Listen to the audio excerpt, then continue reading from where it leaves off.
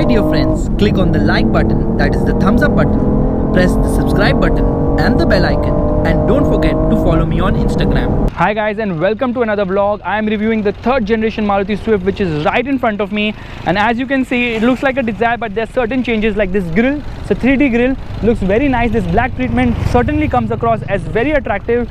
The lights, well, they get automatic headlight function, follow me function, DRLs, projector setup, looks very nice, has chrome elements in it as well. And these alloy wheels, well, they are the diamond cut ones. The lower variant, the Z trim, not the Z plus, they get the similar alloy wheels without this diamond cut treatment, and they also miss out on this headlight. So it's basic headlight on that one, halogen completely, no projector, no DRLs. Now you can see that the design is more of an evolution than a revolution. It is similar to the old car, but this one looks more sharper than before. Up front, it is now wider by 40 mm. Meanwhile, they have actually gone ahead and reduced the length of this car by 10 mm. In spite of that, the wheelbase has increased by 20 mm, so better packaging without doubt. And you look it from the side and it definitely looks like a Swift. In fact, what they have done is they've got rid of door handles on this car to give it a more sporty appeal. Meanwhile, they are placed here like the Chevrolet Beat, and here there's not much rear leg room right now because I pushed the seat all the way behind. And build quality is so not that great, not in the league of say a Volkswagen or a Fiat in terms of how the car is put together, because there's no thud from the doors, but it looks sporty and sharper than before. And when you come to the rear, these lights might remind you of the Baleno or the Polo, and it gets LED elements. There are 4 sensors for the rear parking sensors. Meanwhile, the Camry, from which I have come to this drive event, has only 2. Electromagnetic tailgate opener. Boot space has increased by almost 54 liters, and the spare wheel isn't an alloy. It uses a 165/80 14-inch tire with a steel wheel, and the reason for this is cost cutting to a certain extent, but mainly because they won't be able to fit in a 15-inch tire because there's not much space there. There's a light over here as well, and a hook to keep stuff. So the boot has improved, so practicality has improved there, and the car does look very sporty now. Even from the side or the front or the rear, there's this sharpness, but it's unmistakably a Swift. There is keyless go, request sensors on both the front doors, which is a nice touch. So now I pushed the seat all the way ahead, and I'm going to show you the rear seat. Well, as you can see, there is an improvement in legroom. What they have actually done is the wheelbase has increased by 20 mm, but inside the space has increased by 17 mm, and Maruti says that 4 6-feet passengers can easily sit in this car. Well, I would say even though the headroom has improved by 24 mm, my head is kind of touching the roof right now. Shoulder room has improved at the front by 23 mm, meanwhile at the rear by 8 mm. However, 3 people cannot sit inside at the rear because there's a slight hump in the center. The seat in the middle is kind of a little hard or raised, and there is no headrest as well for the middle passenger. However, 2 can sit in comfort. Meanwhile, the other issue I find with this car is that the rear door pockets, they cannot put a 1-liter bottle. So this is a 1-liter bottle, it just doesn't fit. You have to put it upside down, but there's space to keep a 1-liter bottle here in the center. The seats are scooped out for additional knee room. Leg room and knee room is good, I would say, if you push the seat all the way ahead, but otherwise it's nowhere in the league of the Baleno.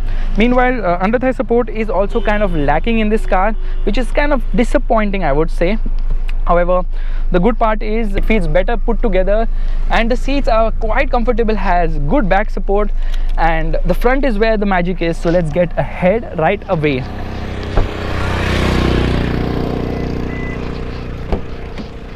So in terms of features, well, it has got keyless go, push button start, and almost every feature carried over from the old car, but an addition of a few more. So a 1-liter bottle actually fits in here comfortably. There's space to keep more stuff here. These switches have come from the old car, kind of disappointing. You can turn off the parking sensor here. This is the push button start. The steering wheel is nice to hold, gets a flat bottom. In fact, the dashboard is similar to the Dzires. However, there are certain changes. Firstly, instead of wood, they have this finishing, same on the steering wheel as well. The center console sees changes, so there is no longer the rectangular AC vents, they are circular, and the rectangular display for the automatic climate control has been replaced by these circular ones, and this is very nice to operate, kind of sporty. The air conditioning works really well. I'm quite impressed with the AC. There's good amount of space to keep stuff here. You can keep your mobile here below the handbrake, you can keep bottles here, you can keep your phone here as well. There's good amount of space. There's a socket, a power socket, there's a USB plug here, and everything follows a circular theme, which is kind of nice. Even the instrument binnacle has been carried over from the Dzire. I really love the instrumentation. It gets these red surrounds Very sporty indeed. Steering feels very nice to hold, good quality. It misses out on auto dimming inside rear view mirror. Over here there is no light, but you get place to keep your toll receipts. There's a light here, but a light is missing here, which is there in the second generation car. The glove box isn't that big, however there's good amount of space to keep stuff inside the cabin, so that's a positive. There is a mirror here which kind of feels cheap and an afterthought. However, the overall cabin feels really nice. The seat is extremely comfortable. I mean, look at the bolstering, it's really nice, and that's quite impressive. This SmartPlay infotainment system has a lot of features. So right now this is my navigation. I can go home, so Apple CarPlay, Android Auto, aux, USB, iPod. I mean, it has almost everything, even has navigation, and it is a very fluid system, works very well, nice to use, doesn't get glary in the sun. It also gets a reverse parking camera, so yeah. And although the guidelines are there, it's not adaptive, but it's a nice touch. A Swift getting a reverse parking camera, certainly a good thing. Thumbs up. Many people want to hear the audio system of the car. The Swift has always had a good audio system, and I'm just going to play the audio for you right away. So I've connected to Apple CarPlay, and here we go.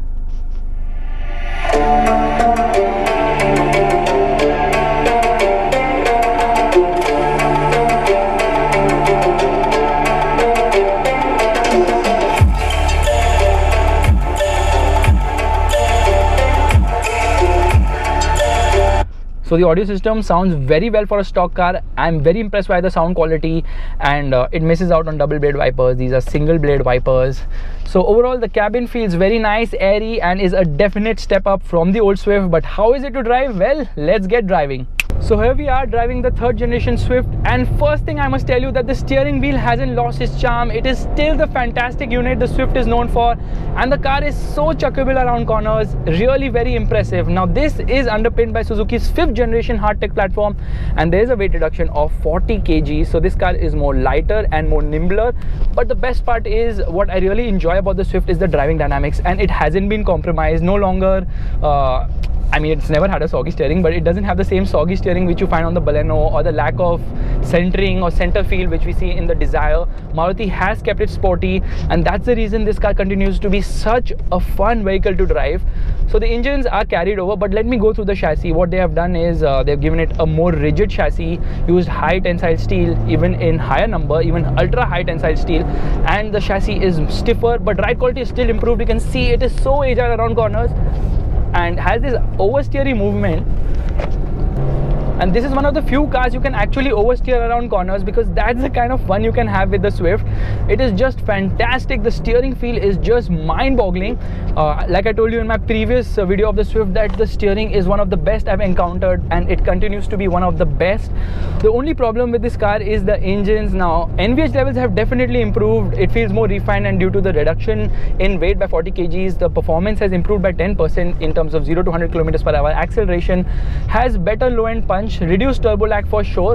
But when you factor in that, you know, cars nowadays are coming with 100 bhp of power, you kind of find stuff lacking in this vehicle, and that's kind of a concern, because if you're paying 10 lakh rupees, you really want the performance of a Ford Figo which has 100 bhp of power. So 0 to 100 kilometers per hour for the diesel will continue to take around 12 and a half seconds. I haven't tested it yet. Meanwhile, the petrol has the same 1.2 liter K series motor. So if you see the evolution of the Swift, the first generation model was launched in 2005, May 25th 2005 to be exact, and in 2007 they got the diesel, and in 2010 they got the K series engine. So the petrol Swift was powered by a 1.3 liter engine which used to power the S-Team as well, and in 2014 they brought out the facelift, and now in 2018 they are bringing in the third generation Swift. So it's a very popular car in the Indian market. They have sold 1.7 million units, and they have made improvements on all fronts, but they continue to use the same engine. So the K series motor, the 1.2 liter unit, produces around 83 bhp of power and 113 newton meters of torque. We all know that engine is one of the best small capacity petrols around. It produces a good amount of pep lower down, and it screams in the top end, so that's definitely a very positive thing about the petrol motor. Meanwhile, the diesel, well, we have been driving the same diesel since 10 plus years, and it produces the same 75 bhp of power and 190 newton meters of torque. Come on Maruti, give us a more powerful engine. The good news is that there are 12 variants on offer, which means that there is a Swift for almost everybody, and 6 variants for the petrol, 6 for the diesel. So the lineup is something like LXI, VXI, ZXI, ZXI Plus, VXI AGS and ZXI AGS. AGS stands for auto gear shift. Basically, it's the AMT unit. We all know the AMT gearbox isn't the best around. It kind of is laggy with shifts, and it takes its own time to shift, and there's no enthusiasm from that gearbox. But the good part about the AGS unit is that it's cost effective, and most people who don't care a jack about automatics and they just want a car for convenience, then the AGS makes a lot of sense. Not there on the Baleno. So if you want an automatic hatchback, then the Swift makes a lot of sense. Similarly, on the diesel lineup, we have the same LDI, VDI, ZDI, ZDI Plus, VDI, AGS, ZDI, AGS. So AGS is not available in the top spec ZDI Plus trim, so you miss out on not much equipment as such. But like you can see, there is considerable low end lag. It punches well in the mid range, and top end is also quite exciting. It is going to redline all the way till 5000 RPM. So this engine is good on the highway, but in the city you will really have to shift gears. And the good thing is that the gearbox is smooth, the clutch is on the lighter side, and that means that whenever you're driving the Swift, you're going to have a hell lot of fun. Now, in spite of the Swift becoming even more fun to drive, the good news is that the ride quality has also improved considerably. It rides much better than before. It's more compliant. It goes through bumps with much more composure, and high-speed stability has also improved thanks to the increase in wheelbase. Of course, being light has its advantage, which is reflected in both the handling as well as the performance department, and fuel efficiency should also improve on this vehicle, although Maruti hasn't revealed figures yet.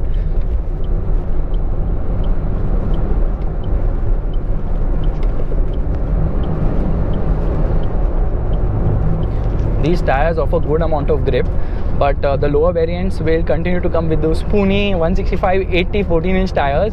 Another thing I need to tell you that Maruti says that emphasize on safety. Now, this car meets all new regulations, which is a good thing. However, we all know that regulations aren't very stringent, but Maruti is offering dual airbags and ABS across the trim. So every variant of the Swift will come with dual airbags and ABS. Now, side airbags on the top trims would have been a nice addition for sure.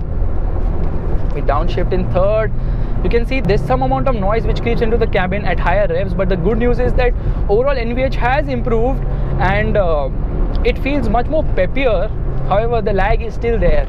Now, around corners, it's a hell lot of fun, but I just wish it had more power, because on the highway, when you're revving it, you kind of are like, yeah, I have the Swift, I've been driving it for like 10 years with the same engine, but I mean, there's not something new about it. Fine, the cabin has really taken a step forward, but the engine, we really need a more powerful engine. Of course, it's going to be coming. We have to wait till 2020, because then Maruti will have no option but to discontinue this motor as BS6 norms kick in. Now, I'm in a traffic jam, so I think it's time to end this vlog. All I'm going to say is, if you're looking to buy a hatchback, a sporty hatchback, then probably you should still close your eyes and get the Ford Figo S, because it is still the best car to drive. 100 PS of power, although the Swift steering feels much better, but the thrust from the Figo is just something else. However, if you want an all-round car with some sort of good driving dynamics, sporty appeal both inside out, Maruti's trusted dealership network and resale value, then close your eyes and get the Swift, because the Swift, as Maruti likes to say, is limitless, and this car continues to prove and give what it has always done, that is sporty driving dynamics and a youthful appeal. Thank you guys for watching this video, and if you enjoyed it, don't forget to hit that like button and also subscribe to the channel. I will see you guys in the next one real soon. Bye bye.